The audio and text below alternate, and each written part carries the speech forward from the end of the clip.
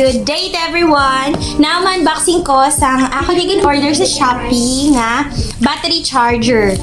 Charger ni siya sang battery balay sang salakyan. Kay ang amon ang amon niya sa battery lobat na. So, unboxing ta kay basic balapi fake ko di ma-return ta, di ba? May evidence siya tayo.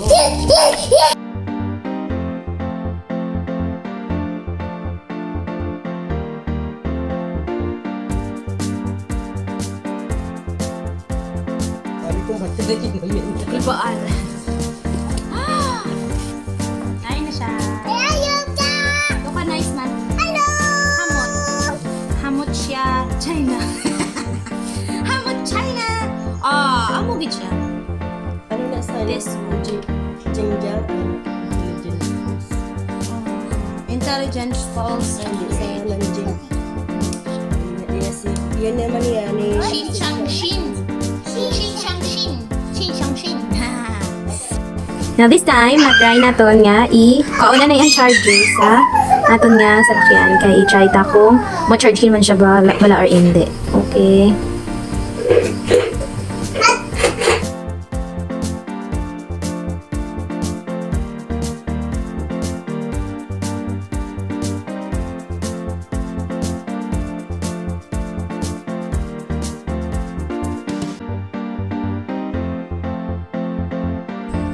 And this time, nabutang ta na ang charger and then i-try to set up.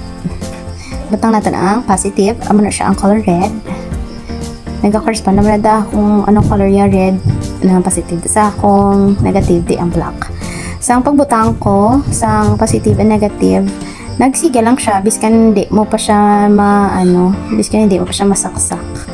Nagasiga lang siya automatic. Then, okay man. Kaya ang fan niya sa likod, naga-andar man. Nice man siya. Okay, try ito na saksak. Okay.